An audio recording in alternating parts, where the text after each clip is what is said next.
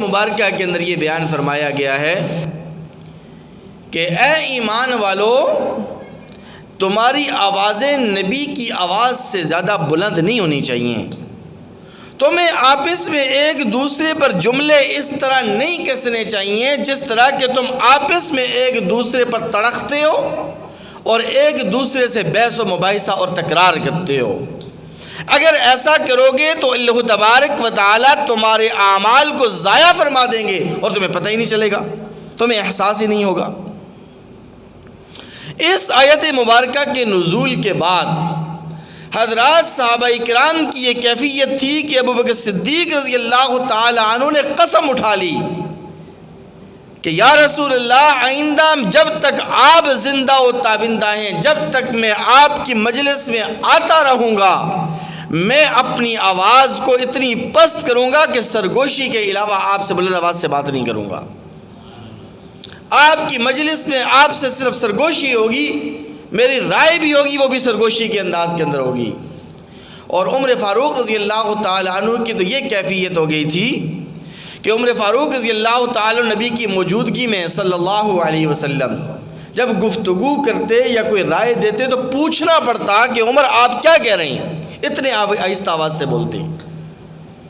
حضرت ثابت بن قیس رضی اللہ تعالی عنہ فطری طور پر، طبیعی طور پر، قدرتی طور پر بلند آواز والے تھے۔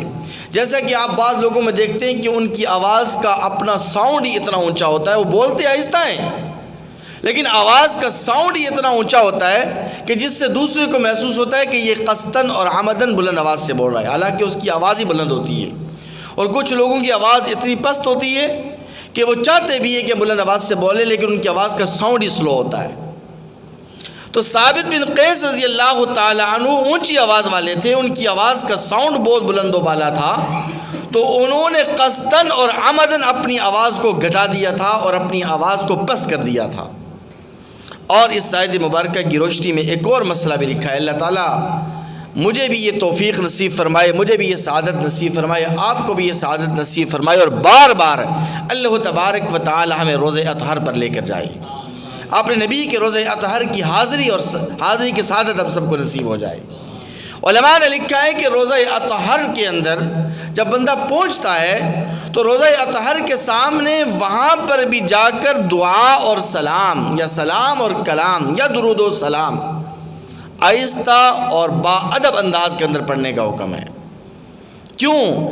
اس لیے کہ جس طرح نبی کی زندگی میں، نبی کی موجودگی میں بلند آواز کی اجازت نہیں تھی، اسی طرح نبی چونکہ اپنے روزہ اطہر میں زندہ و تابندہ ہے۔ کون ہے جی؟ ہمارا عقیدہ حیات ہے، ہم اپنے نبی کو اپنی قبر کے اندر روزہ اطہر میں حیات مانتے، زندہ مانتے ہیں، ہم حیات النبی صلی اللہ علیہ وسلم والے ہیں۔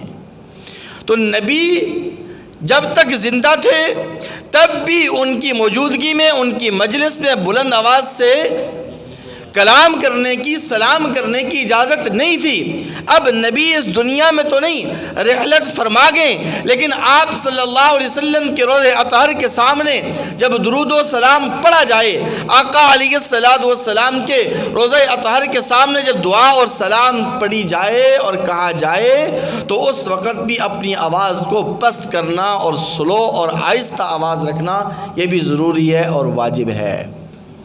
اور اسی طرح اگر کسی مجلس کے اندر نبی کی احادیث مبارکہ پڑھی جا رہی ہوں، نبی کی احادیث مبارکہ بیان کی جا رہی ہوں، تو اس مجلس کے اندر بھی اونچی آواز سے گفتگو کرنے کی کسی کو اجازت نہیں ہے۔ اور سب سے اہم بات وہ یہ کہ علماء، فقہاء، محدثین، مفسرین اکرام نے اس آیت مبارکہ کی روشنی میں یہ مسئلہ بھی لکھا ہے کہ چونکہ علماء انبیاء کے وارث ہوتے ہیں۔ علماء کون ہوتے ہیں جی؟ سارے بولیں، انبیاء کے وارث ہوتے ہیں۔ تو جس طرح انبیاء کی موجودگی میں، نبی کی موجودگی میں، نبی کی مجلس میں کسی کو بلند آواز نکالنے کی اجازت نہیں تھی، بلند آواز سے گفتگو کرنے کی اجازت نہیں تھی، اسی طرح اہل علم کی مجلس میں، علماء کی مجلس میں بھی اپنی آوازوں کو پست رکھنا واجب ہے اور ضروری ہے۔ میرے بھائیوں،